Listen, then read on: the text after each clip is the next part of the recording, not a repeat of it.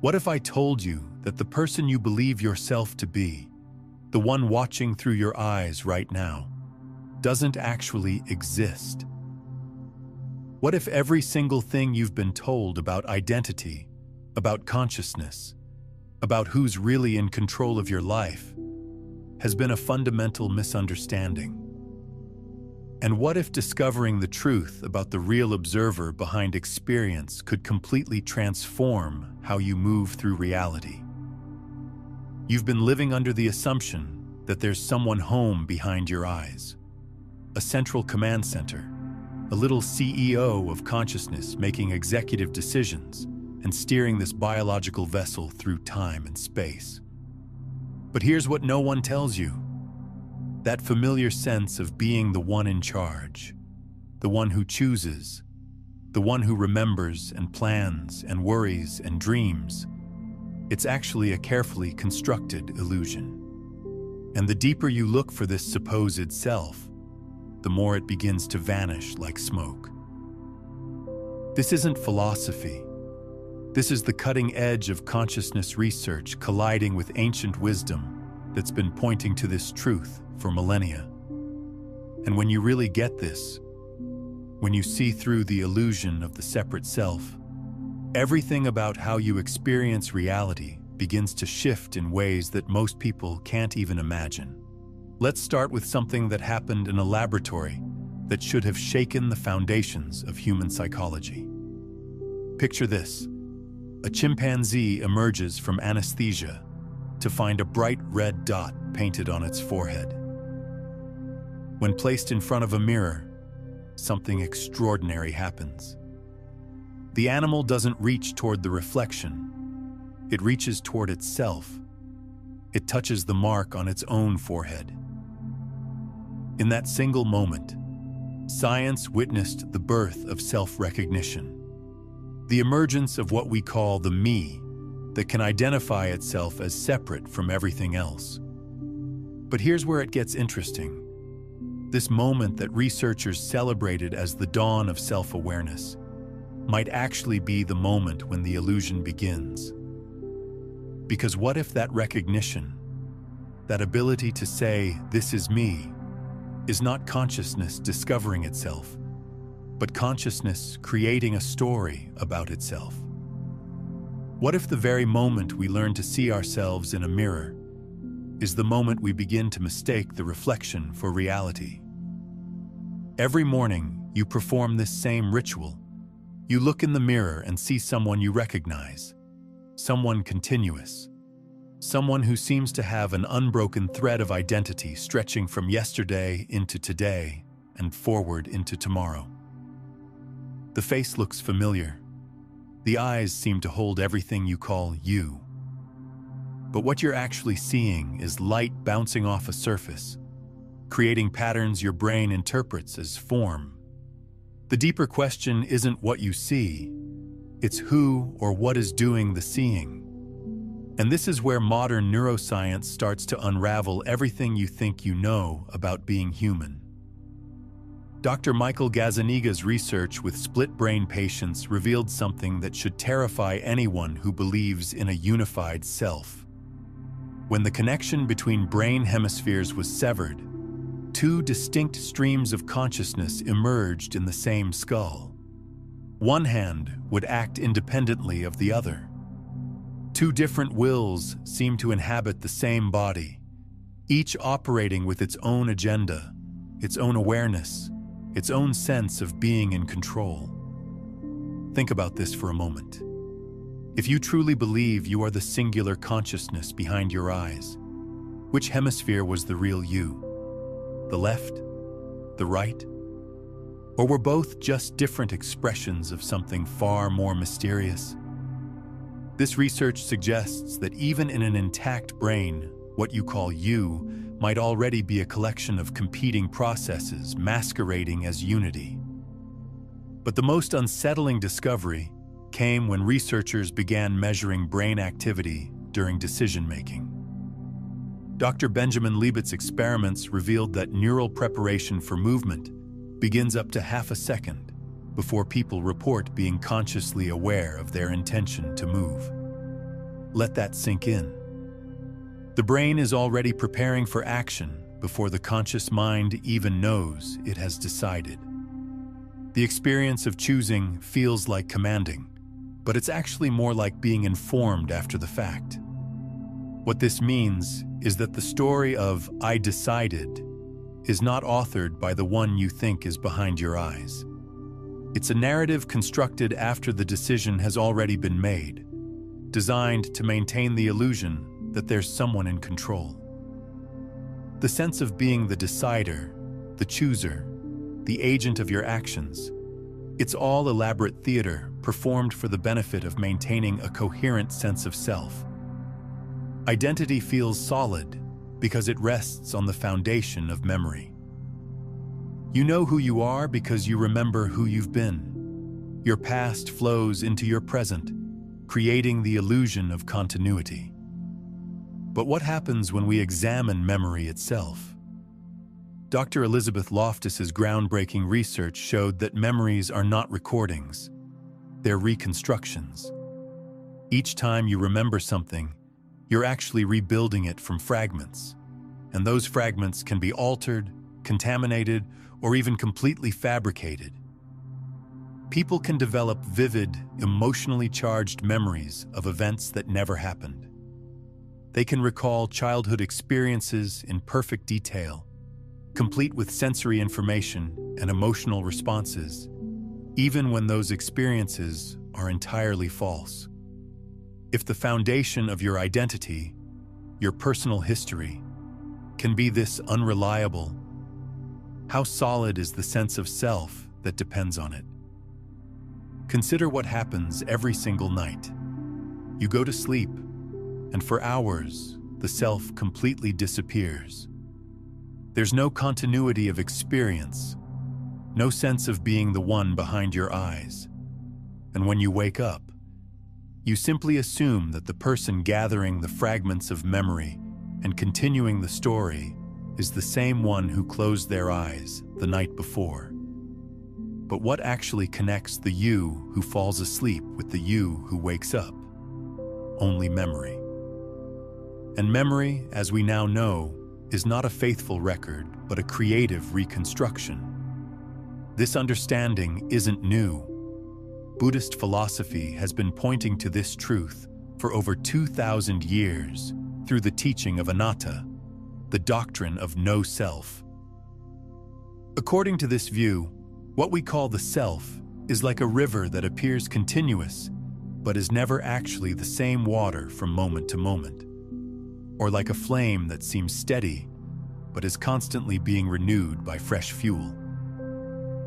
The appearance of continuity masks a constant process of arising and dissolving. Modern cognitive science confirms this ancient insight. Your sense of identity is not a fixed structure, but a dynamic process. Every time you recall a memory, it gets slightly modified before being stored again. Your mind is constantly editing, rewriting, and updating the story of who you are. The you that exists today will remember events differently than the you of next month. Which version is real? The answer is that both are equally illusory, stories created in the moment of remembering. This means that the continuous self you experience is actually more like a movie than a photograph. Each frame appears connected to the next, creating the illusion of smooth motion, but there's no single unchanging element that persists through the entire sequence. What you call yourself is a process, not a thing. A verb masquerading as a noun. Now let's go even deeper. Modern physics reveals something extraordinary about the nature of reality itself. At the quantum level, particles don't exist in definite states until they're observed. The act of observation literally collapses infinite possibilities into a single actuality. Observer and observed are so intimately connected that they cannot be separated. Consciousness isn't just witnessing reality, it's participating in its creation. Your brain operates on similar principles, It doesn't passively receive information about an external world. Instead, it actively constructs experience based on sensory input, memory, expectation, and belief. What you call the world is actually your brain's best guess about what's happening, updated moment by moment based on incomplete information. Colors don't exist in objects. They're interpretations of electromagnetic wavelengths.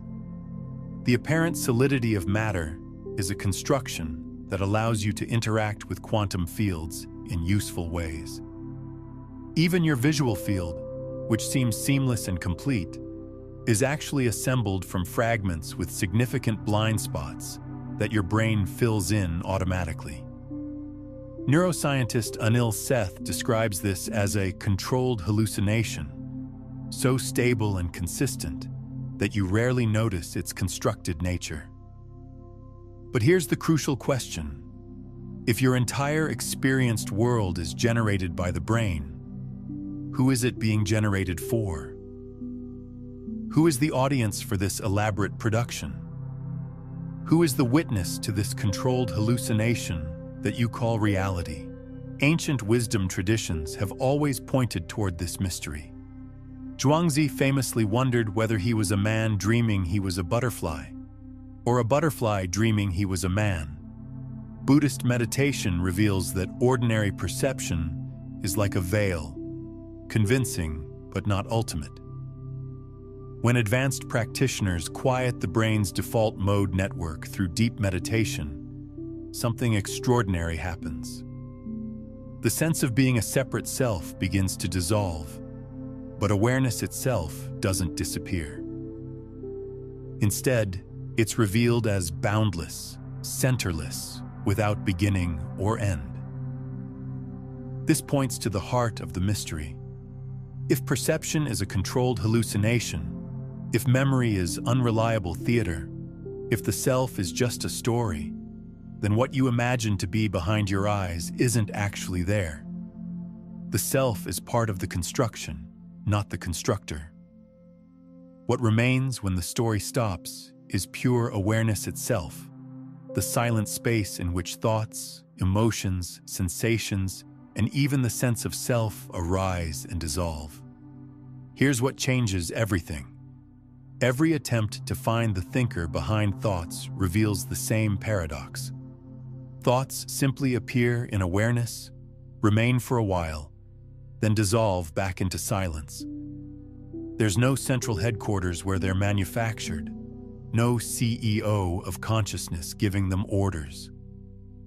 Emotions surge through experience like weather patterns through the sky. Powerful, temporary, without a permanent source or destination.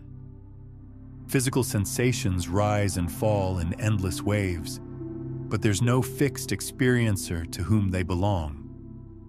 Even the sense of being the observer, the me who watches it all, flickers and shifts. Sometimes it feels solid, sometimes transparent, sometimes it disappears entirely. The harder you look for something permanent behind the stream of experience, the more elusive it becomes. What you discover instead is awareness itself, not personal awareness, not your awareness, but awareness as the fundamental ground in which all experience appears. Take a moment and comment below with this phrase: I am the space, not the content. This isn't just a declaration. It's an interruption in the loop of identification, a signal to the quantum field that you're ready to see beyond the illusion of separation. Feel this as an energetic shift, not just words on a screen. The implications of this understanding are staggering. If free will as commonly understood is an illusion, if the self is a story, if you're not actually the one behind your eyes, then who or what is responsible for the unfolding of your life? Ancient traditions offered different perspectives on this mystery. The Greeks spoke of fate as threads woven into human existence. Hindu philosophy described karma as the intelligent unfolding of cause and effect, often beyond individual comprehension. Modern research approaches the same conclusion from a different angle. Perhaps what you experience as personal agency is actually the localized expression of a much larger intelligence. Perhaps what feels like individual choice is actually the universe expressing itself through the unique configuration of awareness that appears as your particular nervous system. The sense of being a separate self making independent decisions might be the most persistent illusion consciousness creates to navigate the relative world. But here's where quantum mechanics reveals something even more extraordinary about the nature of reality and consciousness. In quantum field theory, what we call empty space isn't actually empty. It's alive with virtual particles constantly popping into and out of existence. This quantum foam, this field of infinite potential, is the ground from which all matter and energy emerge. And consciousness appears to operate on strikingly similar principles. Thoughts don't arise from a thinker. They emerge from the field of awareness like quantum fluctuations appearing from the vacuum. Emotions don't belong to an experiencer. They're temporary perturbations in the field of consciousness, arising and dissolving back into the silence from which they came. What you've been calling your experience is actually more like localized turbulence in an infinite ocean of awareness. This isn't just a poetic metaphor. Research in quantum biology is revealing that biological systems, including the human brain, may actually operate using quantum mechanical principles. Microtubules in neurons might function as quantum computers, processing information in superposition states before collapsing into classical neural activity. If consciousness itself emerges from quantum processes, then the boundary between observer and observed becomes even more blurred than we previously imagined. Consider what this means for personal identity. In quantum mechanics, particles can exist in multiple states simultaneously until observation collapses the wave function into a single outcome. What if your sense of being a definite self is actually consciousness collapsing infinite possibilities into the appearance of a singular identity? What if the you think you are is just one potential configuration among countless others, temporarily stabilized by the act of self-observation? This begins to explain some of the most mysterious aspects of human experience. Have you ever noticed how your personality seems to shift depending on who you're with? How you can feel like completely different people in different contexts? What if these aren't just social adaptations, but glimpses of the quantum nature of identity itself? What if the coherent self you imagine is actually more like a probability cloud, temporarily collapsed into a specific configuration by the circumstances of the moment? The ancient Indian text known as the Yoga Vasishtha describes this beautifully. Consciousness is like an ocean, and individual minds are like waves, appearing separate and distinct, but never actually divided from the water that forms them. Each wave has its own shape, its own movement, its own temporary identity, but it's still just ocean appearing as wave.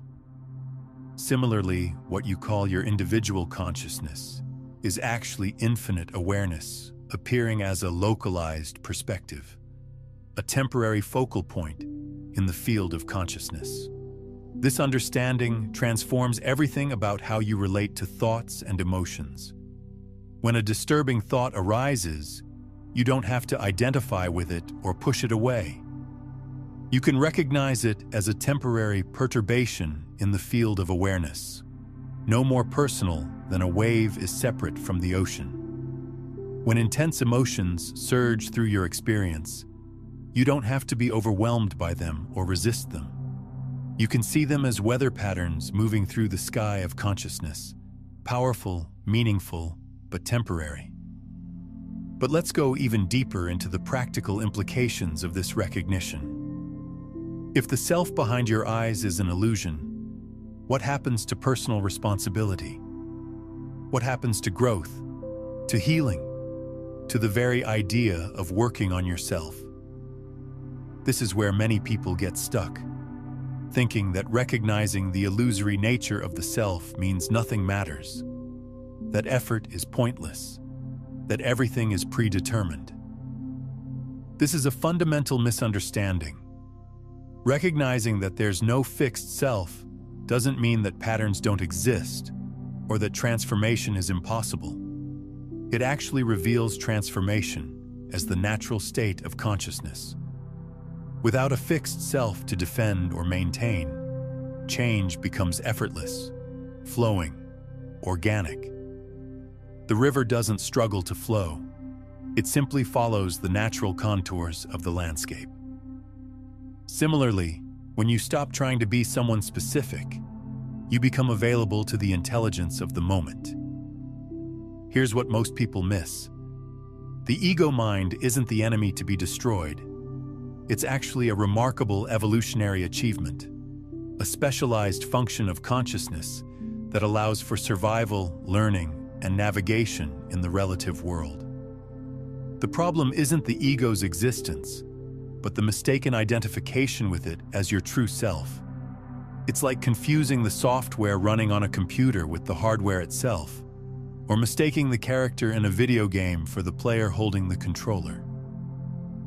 When you recognize that the personal self is more like a sophisticated interface than your actual identity, everything becomes workable.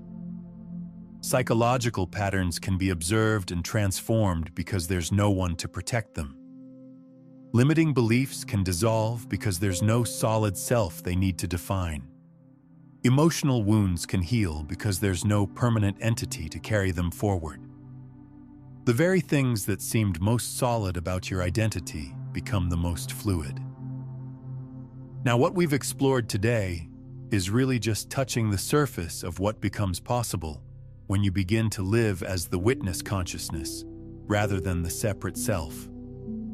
The recognition that you are awareness itself opens doorways to what I call the master frequencies.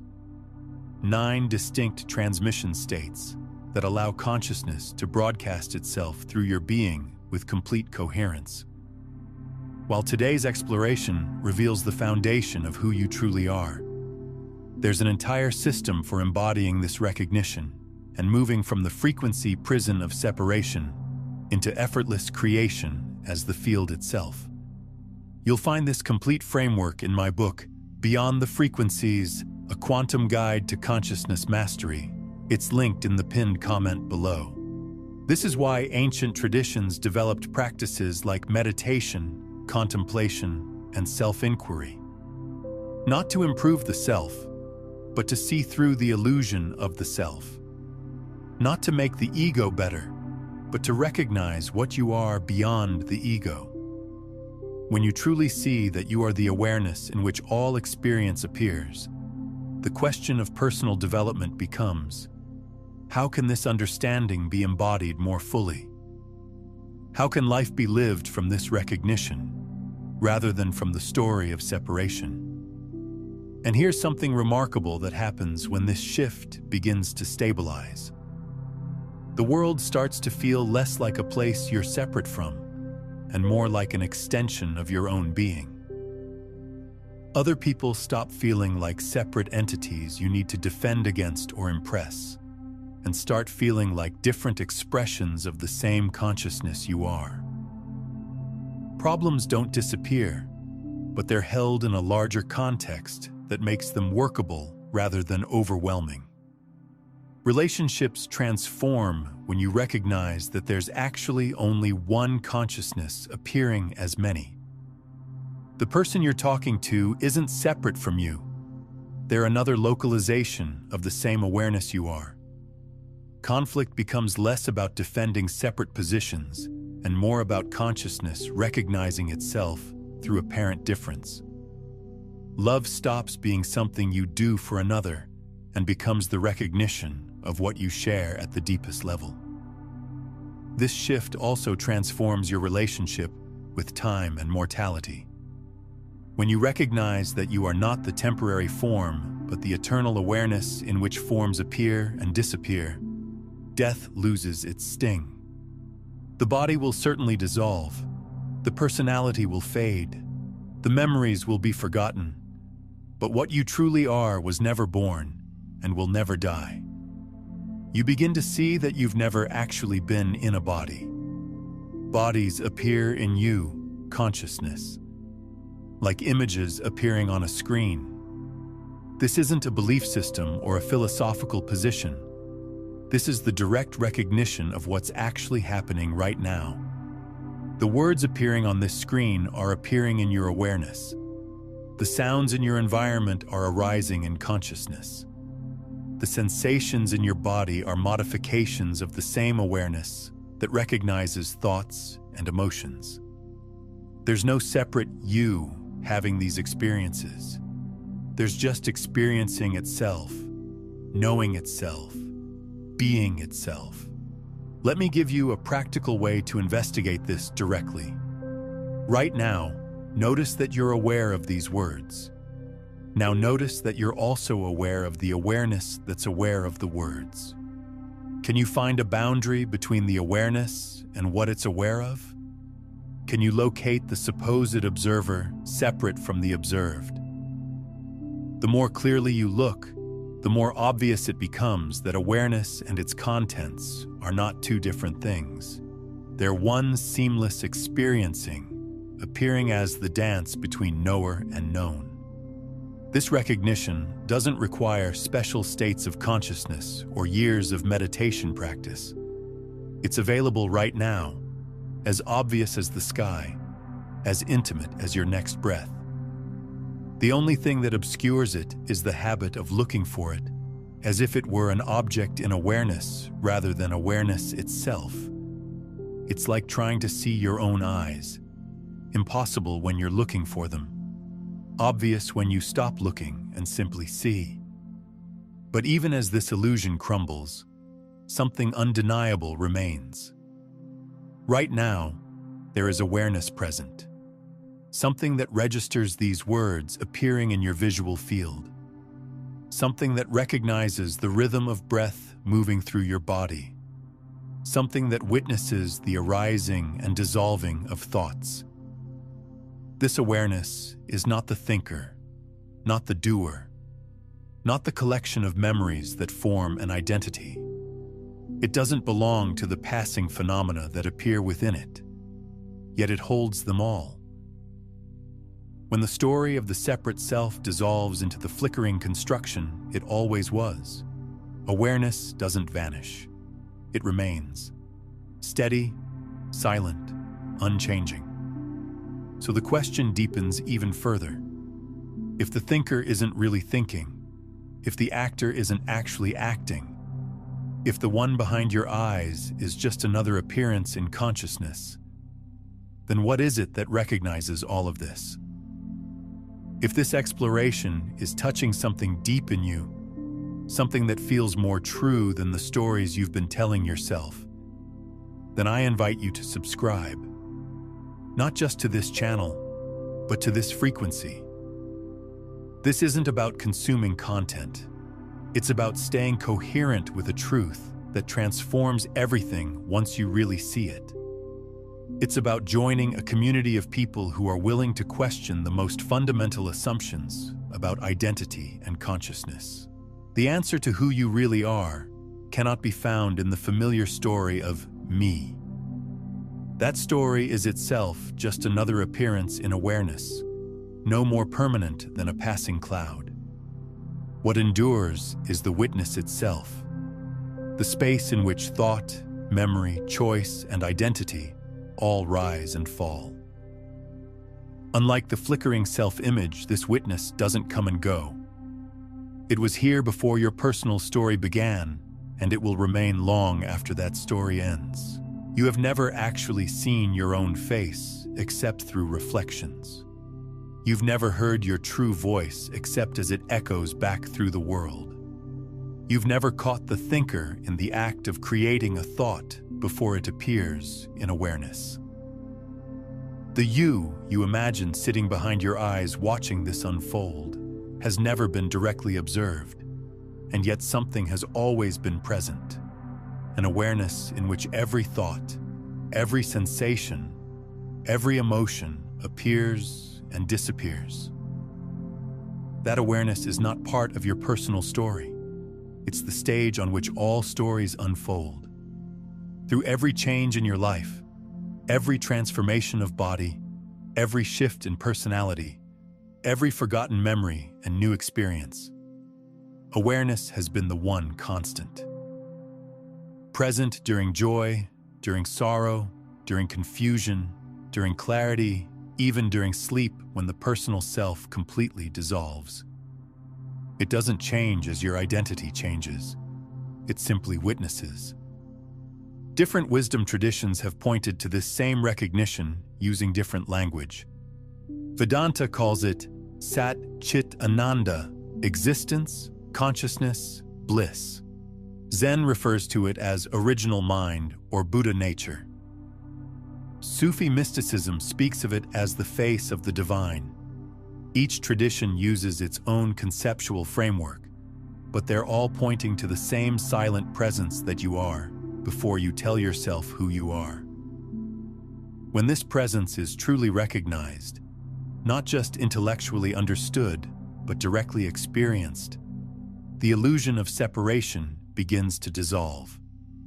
The you behind your eyes is revealed as just another temporary appearance within awareness, no more substantial than a passing thought or emotion. What you discover is that you are not the character in the story. You are not even the author of the story. You are the awareness in which stories appear and disappear. What you truly are is the witness itself, boundless, indivisible, and utterly intimate with all experience while belonging to none of it. The same awareness that seems to shine through your eyes is the same awareness shining through every being, every expression of consciousness. It wears countless forms, but is never divided. It appears as billions of separate selves, but is actually one seamless recognition appearing to itself in infinite ways. This understanding completely transforms how you relate to everything. When you see that you are not the one behind your eyes, but rather the awareness in which eyes and worlds appear, the whole game changes. Problems don't disappear, but the one who was supposed to solve them is revealed as another appearance in consciousness. Thoughts still arise, but there's no thinker to whom they belong. Emotions still flow, but there's no separate self to be overwhelmed by them. Drop one word in the comments below that captures the recognition you're moving into, your energetic signature to the quantum field. And if you're ready to stay aligned with this understanding, subscribe not just to stay connected, but to remain coherent with what you're discovering about the nature of consciousness itself. But let's explore what this recognition actually looks like when it begins to permeate daily life. Most spiritual teachings stop at the philosophical understanding, leaving people with beautiful concepts, but no practical framework for integration. The truth is, recognizing yourself as awareness rather than the one behind your eyes doesn't mean floating in some blissful state of unity. It means discovering a new way to be human that's actually more functional, more responsive, more alive than identification with the separate self ever was. When you begin to live from the recognition that you are awareness itself, decision-making transforms completely. Instead of the ego mind frantically calculating outcomes and trying to control variables, decisions begin to arise from a deeper intelligence. You start to notice that the right action often becomes obvious without thinking about it. Not because you've become passive or checked out, but because you've aligned with a wisdom that operates beyond the limitations of personal knowledge and fear. This isn't about suppressing the thinking mind. It's about recognizing that thinking is just one function among many in the field of consciousness. Like breathing or digestion, thinking happens automatically when needed, but it doesn't need to be micromanaged by a central controller. When you stop identifying as the thinker, thoughts become more clear, more focused, more appropriate to the situation at hand. The same transformation occurs with emotional experience. When you recognize that you are the space in which emotions arise rather than the one who has emotions, your relationship with feeling completely shifts. Anger can burn through awareness without leaving any residue. Sadness can flow like rain through the sky of consciousness. Joy can sparkle through your being without the ego trying to grasp it or make it permanent. Emotions become weather patterns in awareness, rather than personal storms you have to weather. This understanding also revolutionizes how you relate to other people's reactions and behaviors. When someone is angry with you, you can see that their anger is arising in the same field of consciousness you are. It's not really directed at you in the way the separate self imagines. It's consciousness expressing itself as temporary turbulence in the field of awareness. This doesn't mean you become a doormat or stop responding appropriately to situations. It means you can respond from clarity rather than reactivity, from presence rather than defensiveness. Work and creative expression take on entirely new dimensions when you realize you're not the doer. Instead of forcing outcomes or struggling against resistance, you begin to move with the natural flow of intelligence expressing itself through your particular nervous system. This isn't about becoming lazy or uncommitted. It's about discovering what it's like to be an instrument through which life expresses itself, rather than a separate agent trying to make life happen. Many people worry that this recognition will make them indifferent or nihilistic. The opposite is actually true. When you see that you are not separate from anything that appears in your experience, compassion becomes automatic. The suffering of others is literally happening in the same awareness you are. There's no other to feel sorry for from a distance. There's just one consciousness experiencing itself as apparent multiplicity, recognizing its own pain and naturally moving to alleviate it. This is why truly awakened beings throughout history have been characterized by both profound peace and passionate engagement with life. They're not detached from the world. They recognize themselves as the world. They don't love others as separate beings. They love others as expressions of the same being they are. Action arises spontaneously from this recognition, not from personal agenda or spiritual ambition, but from the natural response of consciousness to its own apparent needs. But let's address something that often creates confusion in this exploration. If there's no separate self, who's reading these words? If there's no one behind your eyes, who's having this experience? This question reveals the persistence of dualistic thinking. It assumes there must be a subject and object, an experiencer and experienced. But what if experiencing is just happening without a separate entity doing the experiencing? Consider your night dreams. While dreaming, there seems to be a dream character having experiences in a dream world. The dreamer experiences walking through dream landscapes, talking to dream people, feeling dream emotions. But upon waking, you recognize that the entire experience, dreamer, dream world, and dream interactions, was all happening in one consciousness. There was no separate dream character actually walking anywhere. There was just consciousness appearing as the totality of the dream experience. What if waking experience works the same way? What if the sense of being someone having experiences is actually consciousness appearing as the totality of experiencing itself. The you that seems to be reading these words is no more separate from the words or the reading than the dream character is separate from the dream. It's all one seamless movement of consciousness knowing itself. This recognition doesn't diminish the richness or importance of experience. It reveals experience as even more intimate and immediate than you imagined. Instead of being a separate observer watching experience from a distance, you recognize yourself as the very fabric of experience itself. You're not having a life. You are life expressing itself as this particular pattern of knowing and being. When this truly lands, the search for meaning and purpose transforms completely. Instead of trying to figure out what you're supposed to do with your life, you begin to notice what life is trying to do through you. Instead of creating personal goals and forcing yourself toward them, you become available to serve the larger intelligence that's expressing itself as the unfolding of existence itself. Purpose becomes less about personal achievement and more about conscious participation in the evolution of consciousness. This shift often brings up fears about losing individuality or becoming some kind of spiritual zombie. But the opposite happens. When you stop trying to maintain a fixed identity, your natural uniqueness can actually shine more freely.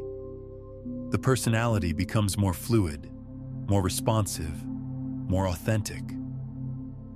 Instead of being trapped in habitual patterns of thought and behavior, you become available to fresh responses in each moment. Have you noticed old patterns or reactions starting to loosen their grip on you lately? Drop a comment below about any shifts you're experiencing.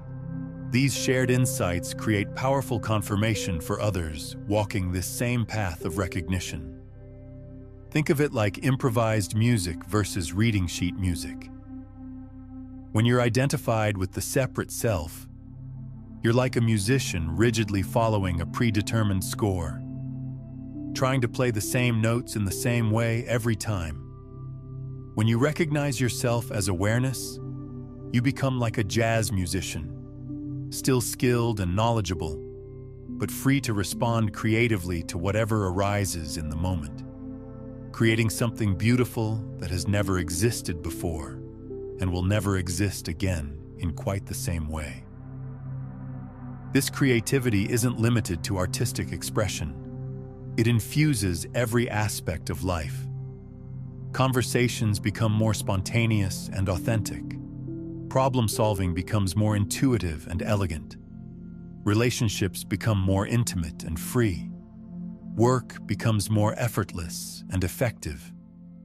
Life itself becomes a work of art being created moment by moment through consciousness, expressing itself as your unique perspective. The fear that you'll become boring or passive when you see through the illusion of the separate self reveals how little we actually trust the intelligence of consciousness itself.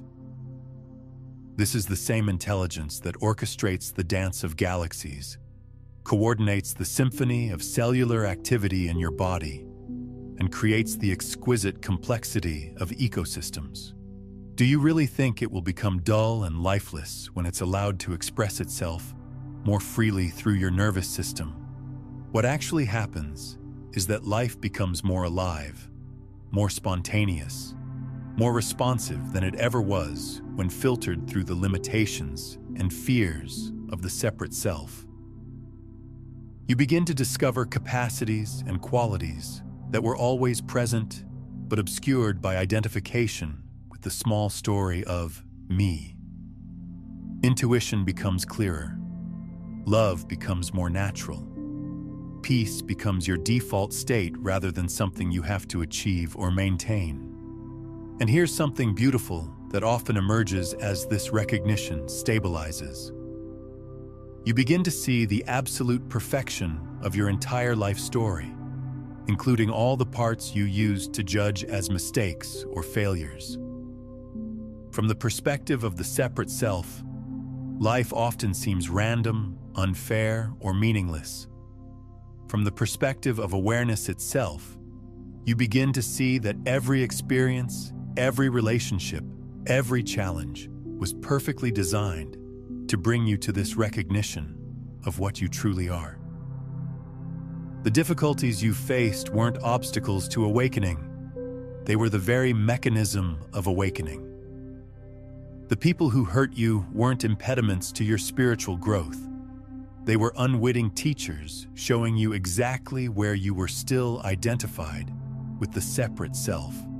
The situations that felt impossible were actually perfect opportunities to discover the unlimited resourcefulness of consciousness itself. The story you've been carrying, that you are a solid self behind your eyes, a thinker generating thoughts, an agent controlling actions, was always more fragile than it appeared. Science, philosophy, and direct spiritual insight all converge on the same revolutionary recognition. The self is not what you believed it to be. You are not the one behind your eyes. You are the boundless awareness in which eyes, thoughts, bodies, and entire worlds appear and disappear. In that recognition, the boundaries that seemed so solid begin to dissolve.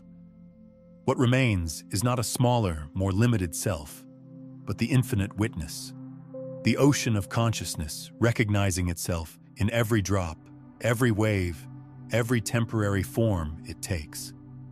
The more of us who embody this understanding, the more the world reflects this deeper truth. This isn't just personal awakening. It's the emergence of a new way of being human, where consciousness recognizes itself as both the observer and the observed, both the witness and the witnessed, both the space and everything that appears within it. You are that recognition. You always have been. You always will be. The only thing that changes is whether you remember or forget this fundamental truth about what you are. This remembering isn't a one-time event. It's an ongoing deepening, a continuous recognition that gets clearer and more stable with attention and practice. Some moments, the truth of what you are will be as obvious as the sky. Other moments, you'll get caught up in the story again, identified with thoughts and emotions as if they were solid and personal. This is completely natural and part of the process. The key is not to judge these fluctuations or try to maintain some perfect state of realization. The key is to recognize that even the forgetting happens in awareness. Even the identification with the separate self arises in the space of consciousness you are. There's no way to fall out of what you truly are. You can only temporarily overlook it. This is why spiritual practice becomes less about achieving something and more about remembering what's already true. Meditation isn't about creating a special state of consciousness. It's about recognizing the consciousness that's already present. Self-inquiry isn't about finding yourself. It's about seeing through the illusion of ever having been lost. Prayer isn't about reaching out to something separate from you. It's about recognizing the divine nature of awareness itself. As this understanding matures, you begin to see that everything in your experience, every thought, every sensation, every emotion, every relationship, every situation, is actually a perfect reflection of consciousness knowing itself. The world stops feeling like something separate from you that you need to fix or escape, and starts feeling like your own being exploring itself in infinite variety. This doesn't mean you become passive or indifferent to suffering, yours or others. It means you begin to respond from a deeper place, from the recognition that all apparent suffering arises from the same fundamental misunderstanding, the belief in separation. Your very presence, embodying the truth of non-separation, becomes a healing force in the world. Your actions arise not from personal agenda, but from the natural response of consciousness to its own apparent needs. And perhaps most beautiful of all, you begin to see this same truth reflected everywhere. In the eyes of every person you meet, behind every personality and story, the same awareness is shining. Every being you encounter is actually consciousness meeting itself, recognizing itself, celebrating itself through the dance of apparent interaction. Every moment becomes a revelation, every encounter a holy meeting, every experience a love letter from existence to itself. The more deeply this recognition settles, the more you see that what you call your spiritual journey was never about becoming something you weren't. It was about recognizing what you've always been. The awareness reading these words right now is the same awareness that was present in your earliest childhood memory. It's the same awareness that will be present in your final breath. It has never changed, never been absent, never been disturbed by any of the experiences that have appeared within it. This awareness is your true face, your original nature, your deepest identity. Not the changing content of experience, but the unchanging space in which all content appears and disappears. Not the temporary forms consciousness takes, but consciousness itself, infinite, eternal, ever-present, absolutely free. Consider rewatching this exploration daily, perhaps each morning to anchor this recognition as you begin your day.